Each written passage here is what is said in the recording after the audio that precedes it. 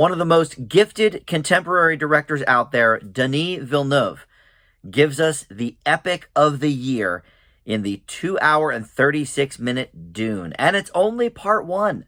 Let's talk about it.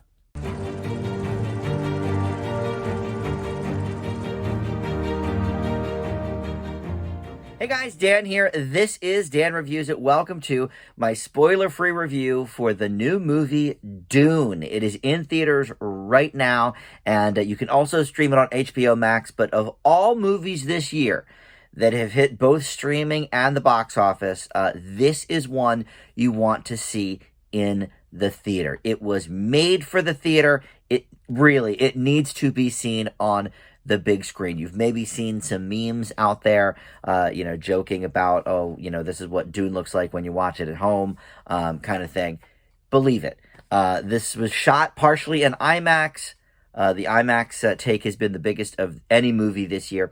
But before we get into this specific film, I do want to welcome you into Dan Reviews It. Thank you for finding this video.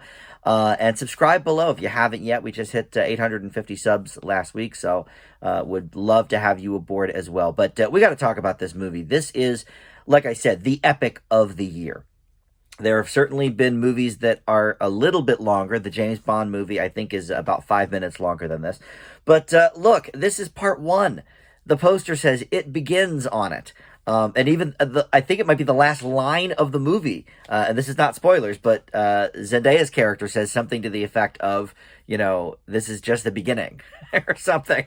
So, fade to black, roll credits, and wait 2 years until October 2023 until the new part 2 of Dune comes out. But look, this is obviously a remake of the 80s David Lynch film, which in turn, of course, is a film version of the very popular book from, I think, 1965. I could be remembering that wrong, but I think that's what I read today. So the story has been around a long time, and I think David Lynch's Dune certainly has a place for many sci-fi fans out there. My buddy that comes on my channel frequently, Joe, it's one of his favorite movies of all time, loves that David Lynch and loves that Dune. For me, it was okay. It's far too long. And yeah, okay, this one's long too. But I feel like this one's a bit more focused than that. And this is not really going to be a compare and contrast, because I saw that version of Dune one time, like 8 years ago, sober. I did see it again drunk. We had a drinking game to it, but so I don't really remember that. But I'm not well enough versed in the David Lynch Dune to sort of do a compare and contrast. So this really is going to be about the Denis Villeneuve version of Dune. And like I mentioned earlier, I think he's one of the most gifted contemporary directors around. Arrival, amazing. Prisoners, amazing. I mean, these are like A movies. So when I heard it was going to be him remaking this, I thought, well, that sounds about right. Because if anybody's got sort of the eye for a big scope movie like this, he's definitely towards the top of that list, if not right up top there. So the basic plot of the movie and of the story is this. So Paul Atreides from the House of Atreides, which is played here by Timothée Chalamet, who is, I don't know how old he's supposed to be, but he always looks younger than he is. I think he's supposed to be a teenage boy. But anyway, he's got to travel to the most dangerous planet in the universe so he can ensure the future of his family and his people, because they need to have this big war over the exclusive supply of the most precious resource out there, spice. And this planet has the exclusive supply on that. So we need to go out there and see what's what.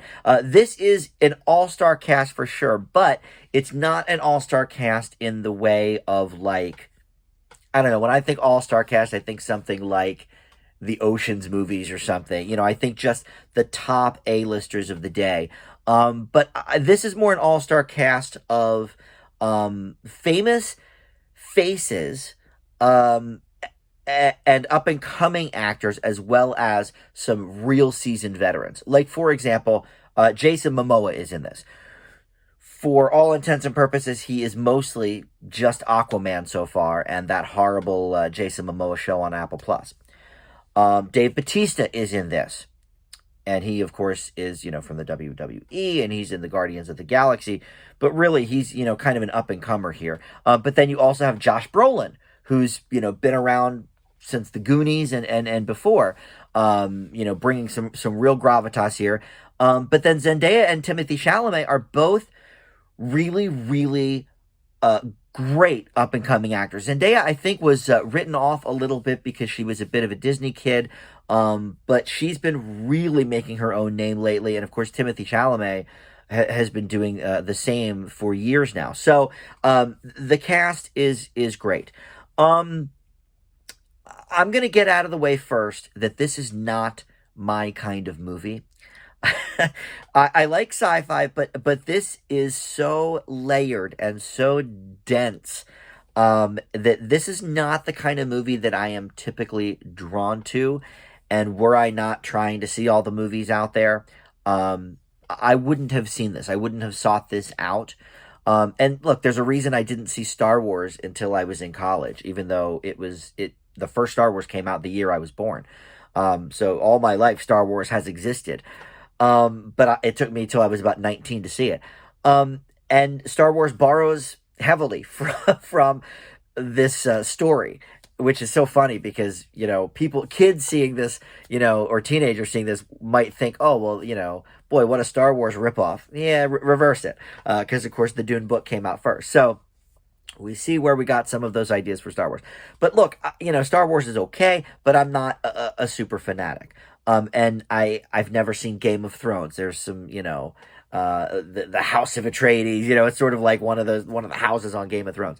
But that being said, I meant what I said about this needing to be seen in a theater. This is the most visceral, immersive movie-going experience I have had probably since Mad Max Fury Road, which was at this point at least 5 years ago, right?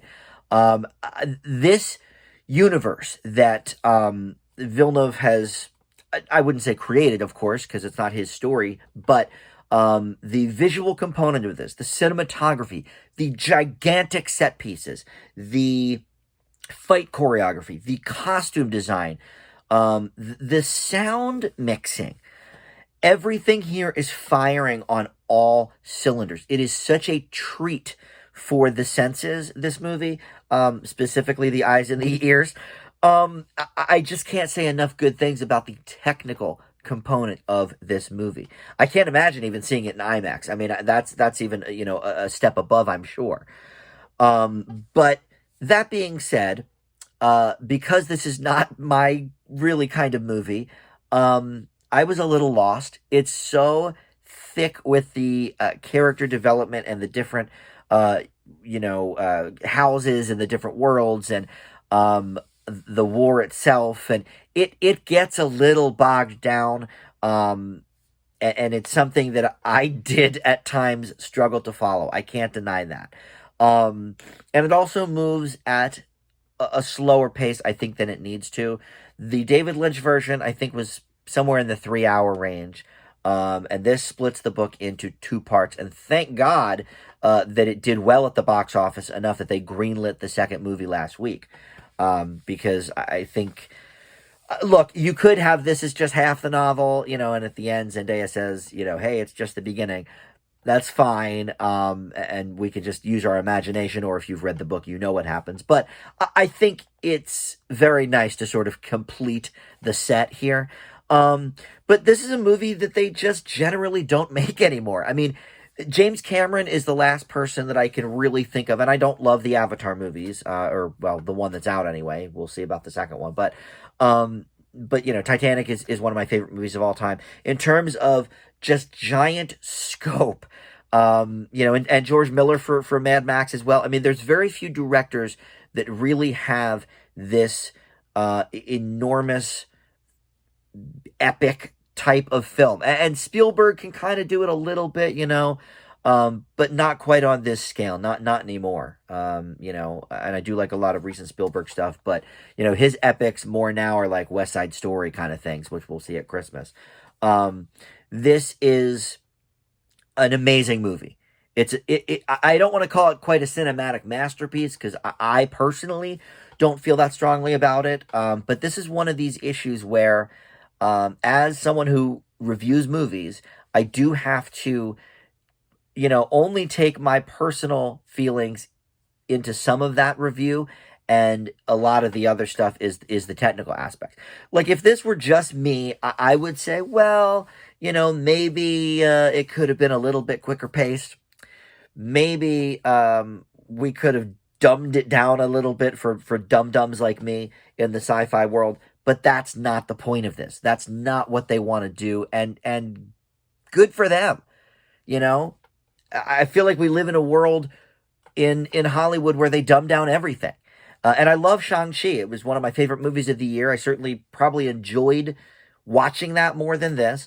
But let's face it, the Marvel movies, the DC movies, the Fast and Furious, all of the big budget blockbusters, for the most part, these days, Jurassic World and stuff, it all is sort of dumbed down for the masses, right? And that's why they're so popular. This is not that, and more power to it for not being that. So personally, for me, this is probably like a B or something, right? But from a technical standpoint, it's a masterpiece. Everything about this visually, and again with the sound and everything, it all just works so flawlessly. It is such a treat for the eyes and the ears. This will get nominated for Best Picture. It's not going to win, of course. They don't, let movies like this win anymore. But it will be nominated, and I think it's going to win a lot of the technical awards, including probably sound design, probably cinematography, and some of those types of things. And I'm not sure if it'll get any acting nominations. This isn't really an actor's showcase, though, even though everyone does do a real good job here. But this really, really is technically one of the absolute best movies of the year. It does feel a little unfinished. I can't deny that, because of the part one, part two bit.